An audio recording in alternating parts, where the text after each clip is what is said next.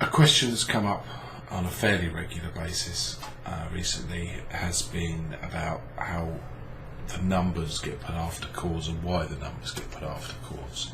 So I'm talking about things like major 7, C7, A minor 7, 9, whatever it is. We'll stick with 7s for now. So here I am. I'm going to show you a way of working out and what it actually means.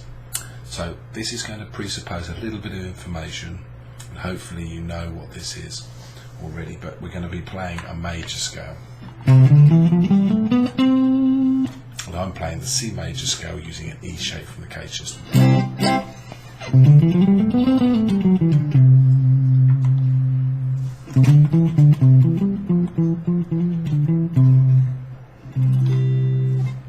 Now, we take each of the notes of the scale.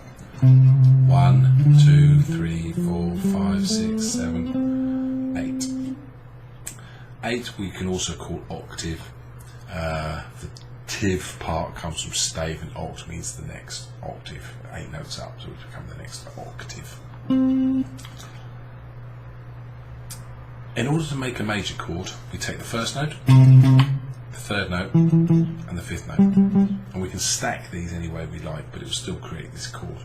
So the note we've started with is a C, and the scale we've used is a C major scale. So that will create a C major chord.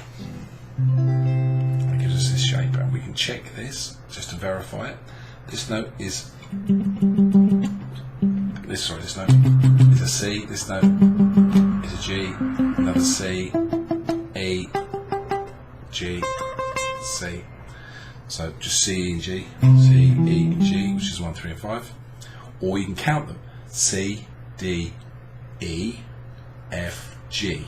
So using C as the first note inclusive, so you count it as 1. C, D, E. And that kind of works for most of the other scales, depending on the sharps and flats. Put that to one side for a second. So, if we were to take a C major chord and we added the 7th note, we'll get C major 7.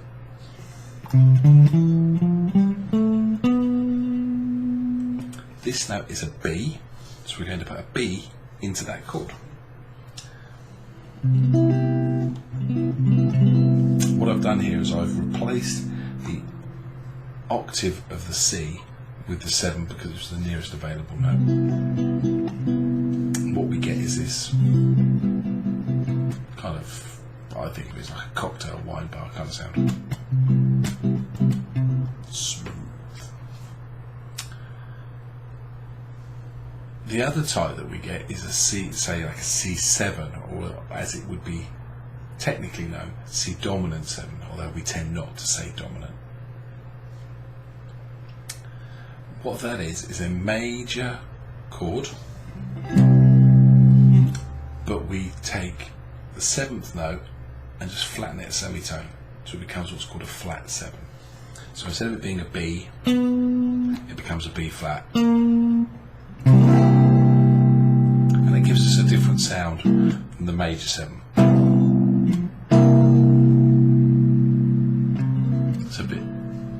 It's a little bit more unstable. We can put as many of these in as we like. So I can put another B flat up here on the B string because it happens to fall into this hand shape. So you can really hear that. If we want to make a chord minor, we take the 3rd and flatten it. So in this case, E becomes E flat. So C major. This note is the E. Flatten it. And if we wanted then to add a 7th to it, we can add a 7 to it. Now, if we add the 7 from the major scale, we end up getting something called C minor major 7, because that 7 is from the major scale, and it's not the coolest sound, I'll be honest. But if we add the flattened 7, we get minor 7, because that's the one from the minor scale. That's a slightly smoother sound. So this then follows that if we were to add the 9th note from the scale, we'd get a 9 of some description. If we add the 11th note, we get an 11 of some description, and 13. And the reason I've picked 9, 11 and 13 is because 1, 3 and 5 are our strongest tones here, and the 7s. So what I've left out is a 2, a 4 and a 6. And if we count up the 7 notes, so C, D, E, F, G, A, B, C is now 8, so we're going to call it 1 again. D is actually going to be the 9th, so the 2 is the same as the 9, the 4 is the same as an 11, and the 6 is the same as a 13. So we tend to say those just so it sort of separates them out a little bit. You can have 2s, you can have 4s. But quite often these notes end up being in another octave just because of the way things are fingered. They're kind of tricky to do. For every set of rules, there's things that's not going to fully apply to it. And I'm not, people who have lessons with me will know that I'm not a big fan of calling things the rules of music or music theory. I much prefer the term tendencies. The tendencies are for these notes to go together, but they don't have to. But this is just explaining the terminology that is commonly used across the board. So bringing it back, C, using this E shape in the K system, that's putting in the major 7, so this becomes C major 7. If we flatten it, C dominant 7 or just C7. If we flatten the 3rd, C minor 7.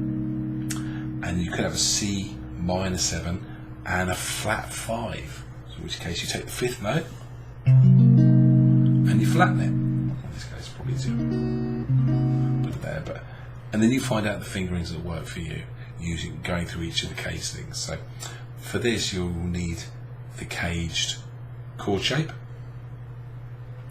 You will need the caged scale shape that accompanies it, and then you need to work on what those numbers are